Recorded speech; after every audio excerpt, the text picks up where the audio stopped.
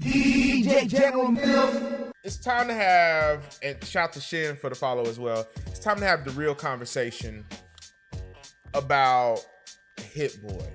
And to do that, let's talk about the new record that came out, or the new album that came out today by Benny the Butcher. It's called Burden of Proof. Now, here's the thing about this album. I didn't hear too much major announcements about it. I didn't know this album was coming out until last night at like midnight when I saw everybody was talking about it. I didn't know that this album was heavily produced by Hit Boy. So I knew nothing of this album going in. There was like, I was not anticipating this, is what I'm trying to say. I knew nothing about this album going in. This album was better than solidified. This album just lets me know that real nostalgic hip hop, that Rockefeller hip hop, that real feel hip hop is back. That boy Benny the Butcher was spitting straight up. Oh my gosh. Now, you know, the single for this was the record that he did with Big Sean and Lil Wayne, Timeless. And I told y'all, Lil Wayne has, whatever he did to get out of that little slump, that little funk that he was in, he's out of it. Because Lil Wayne has been rapping. He's been rapping the past, man, I don't even know how long. Like, he's been rapping the past 3 months, 4 months. Every song that he puts out, it's been just rap, and he's killing it. So to see this Benny the Butcher project that got Rick Ross, Freddie Gibbs, Lil Wayne, Big Sean, I think Queen Nija's on here, was just great. The intro song, the first song on there, Burden of Proof, even has Pain in the Ass, which, if you're a big Rockefeller guy, Jay-Z's very first album, the very first voice that you listen to on that album is Pain in the Ass. I got to interview Pain in the Ass last year when I did the Sway in the Morning show. So speaking to Pain and hearing how he talks about everything, like, it was dope to like interview him, talk about that. Because of that, I felt so good hearing Pain on the beginning of this. It just makes you feel like that real Rockefeller like feeling. And I think that that's what the whole Griselda movement's doing. Some light. No, for real. Like, that was quick. It was just easy. It was boom, boom. So I like this entire project. Famous is a banger. Where Would I Go is a banger. One Way Flight. Freddie Gibbs sounds great just being on like the sideline. He's not rapping. He's just basically on the sideline. And he sounds great on this. New Streets, dope. War Paint.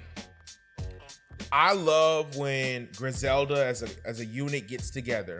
When it's Griselda, when it's Benny, Westside, and Conway. All three of them together. Westside is on the hook. Conway, Benny is spitting. I love it. I love this movement.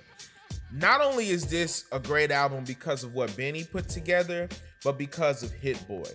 Now I had to go look up Hit Boy's credits because I forgot like when he started, what he started doing. Hit Boy's been in the game for over 10 years, right? Now I remember Drop the World, but I didn't know that was his record. I knew that. Then I remember when he came out with this record in Paris with Kanye and Jay, and I actually had to read the interview about that, which says that the Timeless record that he put on this album, shout out to Cap for the follow, the Timeless record that he put on this album, the one with Benny, Lil Wayne, and Big Sean, that instrumental is almost 10 years old. He said he created that instrumental back in 2011, and that was supposed to be on the Watch the Throne album with Kanye West and Jay-Z. But when they got to him, they chose this instrumental instead. And he said that he was upset about it because he didn't make that for him, but he just dealt with it. Well, crazy as it sounds, when it was time for him to like repay for all of that, I saw this article today on Revolt. Apparently Jay-Z helped arrange the Freddie Gibbs and Benny the Butcher collab. So I just think that that's so dope that this is what like this is where hip hop is, right? Hit Boy is dominating, you know, the charts. And he's been really killing it just over the past 6 months, really, honestly. You know, Hit Boy has always been big. He's always been a big not big rapper, a big producer, a lot of big production. If we go back to just reading through everything, he came out with Cold. Remember Goldie? He came out with that. Click, which was a huge record in 2012. Oh my gosh, I couldn't play at any club period and I play Click. Backseat Freestyle, like these are all like singles. Trophies, which is a huge single for him. I mean, that helped catapult him in Drake's career. You know, what was the Drake line? I got hit, boy, so I'll be making hits, boy. I got enemies, got a lot of enemies. Like that's who they talking about. So seeing where he's going from that, seeing that he had this Nas album, which is, people are saying is probably one of the better Nas albums to come out. And that came out earlier this year as well. And it had Charlie Wilson and Don Toliver. We talked about this earlier in the year. This was a solid album. I say all that to say, I think Hit Boy arguably is having probably one of the best 2020s out. Production wise, he's killing it. Features wise, he's killing it. And I think all of this stems from that Versus battle. You know, remember when we first started quarantine and Versus had just kicked off and it was just really just producers. I think it was Hit Boy versus Boy Genius. A lot of people walked out of there and said Hit Boy won that Versus, right? They felt like Hit Boy won that Versus. That's what they felt like. They felt like he walked out of there and won that Versus. But the thing about that is that people just didn't know what was coming up, what was coming next. The one thing people remember about that Versus was that's when we heard Deep Reverence, the record with Nipsey Hussle and Big Sean. But Big Sean wasn't on the record at that time. It was just Nipsey. But man, that's just Hit Boy has just been killing it. He has not slowed down. So I'm ready to make the argument, or ready to say, not even an argument. I don't even think it's an argument. Satisfied Poofy. Poofy, appreciate the follow.